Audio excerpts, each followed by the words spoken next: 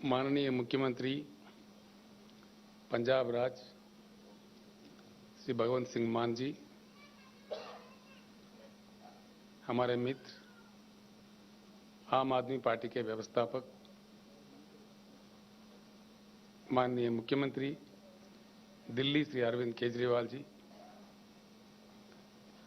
दोनों राज्यों के तेलंगाना और पंजाब राज्यों के चीफ सेक्रेटरीज,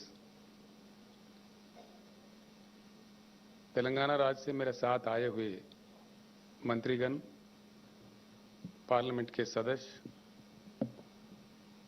एमएलएस और अन्य साथी, सभा में उपस्थित किसान नेता हमारे मित्र राकेश टिकायत जी और पंजाब राज्य के भी जो किसान नेता है वो नेतागण, सभा में उपस्थित भाइयों और बहनों, सत श्री अकाल।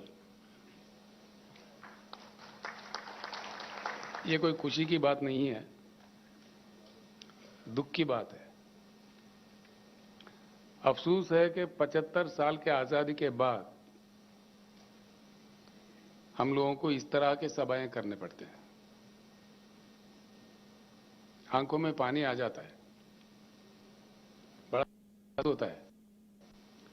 आखिर ऐसा क्यों है हमारा देश? इसके बारे में जरूर चिंता करने की जरूरत है। हर चीज के लिए हर किसी को काफी मशक्कत करनी पड़ती है। इसके जड़ कहां है? इसका वजह क्या है? इस चीज पे जरूर चर्चा हो, ये मैं दिल से चाहता हूं। हिंदुस्तान के एक शहरी होने के नाते कईयों ऐसे समस्याएं हैं जिनके लिए लोगों को लड़ने पड़ते हैं, मरने पड़ते हैं, शहादत देनी पड़ती है। क्या मजबूरी है? हम ही नहीं, दुनिया में कई देश है, समस्याएं हर जगह होती है। ऐसा नहीं कि किसी समस्या किसी देश में नहीं है, लेकिन हमारे पास जिस प्रकार की समस्याएं हैं, इस प्रकार के कहीं भी नहीं होते। फिर आप लोगों ने जो शहादत दी है, आपके परिजनों ने किसान आंदोलन चलाते हुए केंद्र सरकार को मजबूर करके अपने कानून वापस लेने तक जो लड़ाई जारी रखे, मैं उन तमाम किसान नेताओं को, किसान भाइयों को सर झुका के प्रणाम करता हूं। जो लोग शहीद हुए, हम उनको वापस तो ला नहीं सकते, लेकिन जैसा माननीय केजरीवाल जी ने कहा, माननीय मान साहब ने कहा, हमदर्दी हम जरूर जुटा सकते हैं कि आप अकेले नहीं हैं, आपके साथ सारा देश है। हमदर्दी जताने वाला, फील करने वाले लोग हैं। पंजाब एक ऐसी महान राज्य है, महान धरती है, जहां से शहीद आजम भगत सिंह आजादी का जंग लड़े थे। पंजाब ने देश के लिए दो महत्वपूर्ण योगदान दे चुके हैं।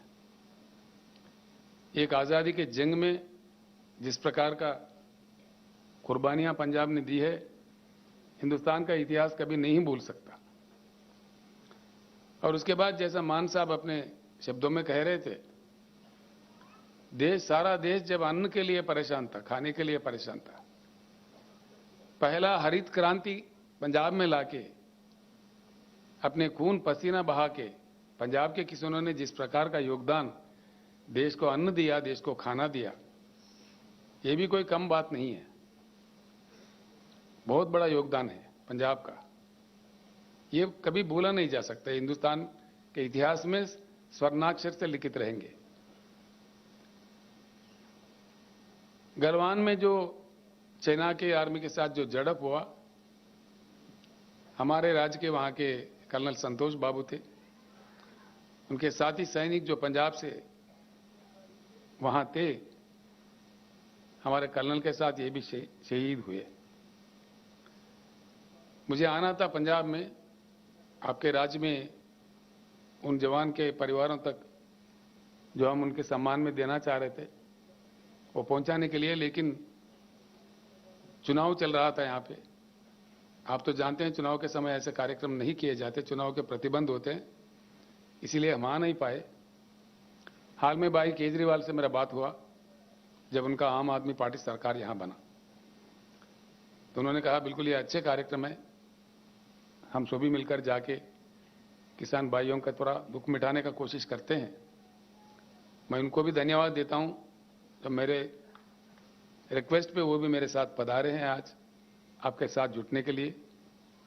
मैं उनको मेरे तरफ से, तेलंगाना जनता की ओर से और आप तमाम भाइयों के, तमाम परिवारों की ओर से उनको धन्यवाद भी देता हूं।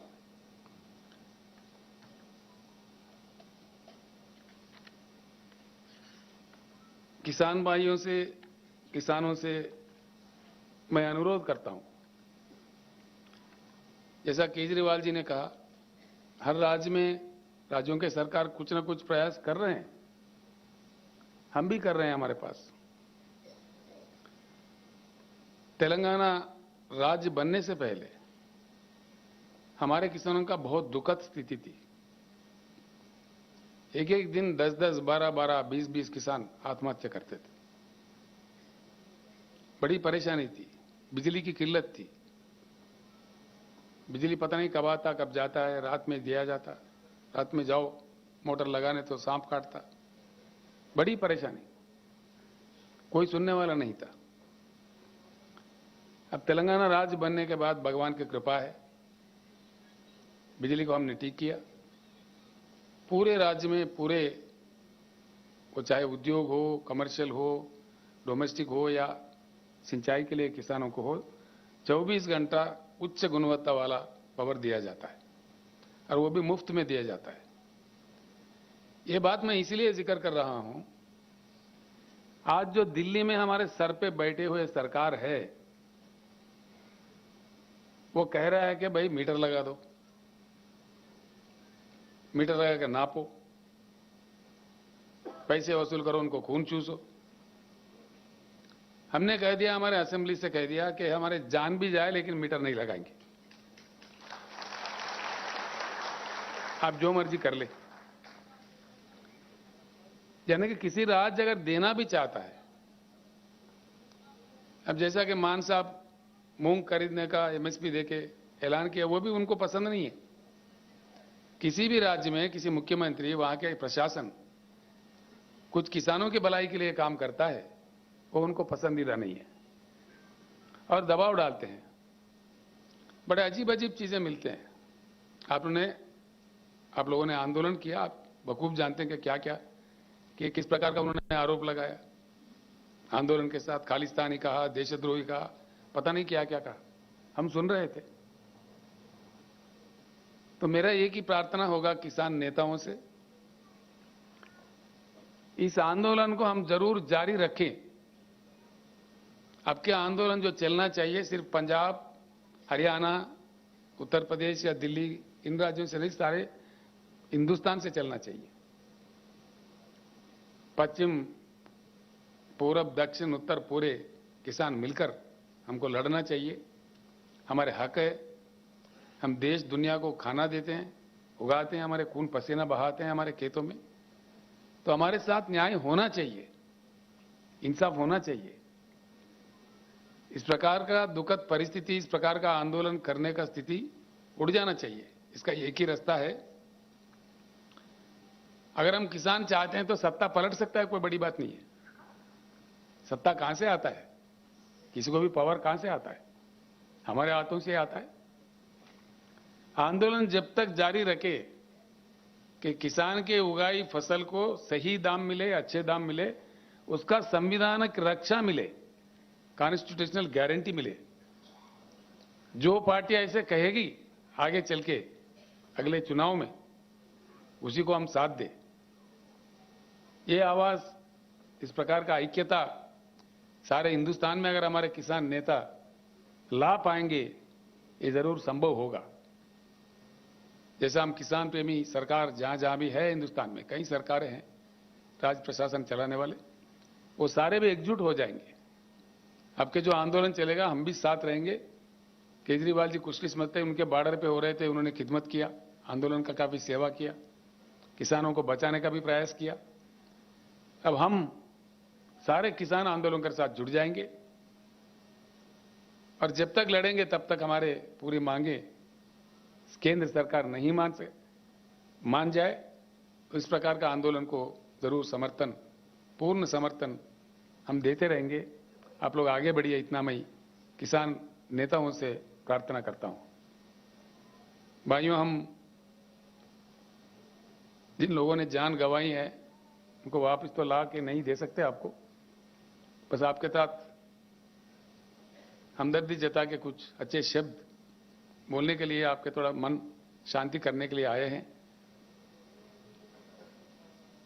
सच्चे दिल से भगवान से प्रार्थना करते हैं, जिन्होंने आपके पास आपने ले लिया है उनकी आत्मा को जरूर शांति दे, आपके चरणों में अच्छे स्थान दे। और परिवारों से भी हम प्रार्थना करते हैं जो आत्मशक्ति दे इस दुख को सहने का भगवान आपको सौंपे।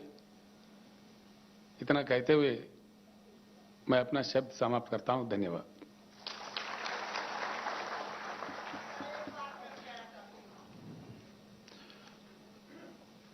बहुत बहुत आभार आदरणीय।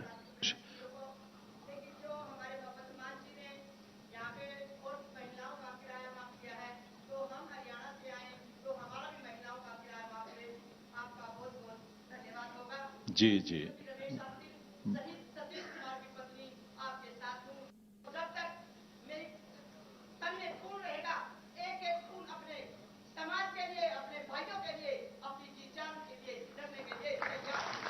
बहुत बहुत आभार और आपके इस हौसले को हम नमन करते हैं, आभार व्यक्त करते हैं। प्लीज जी बहुत बता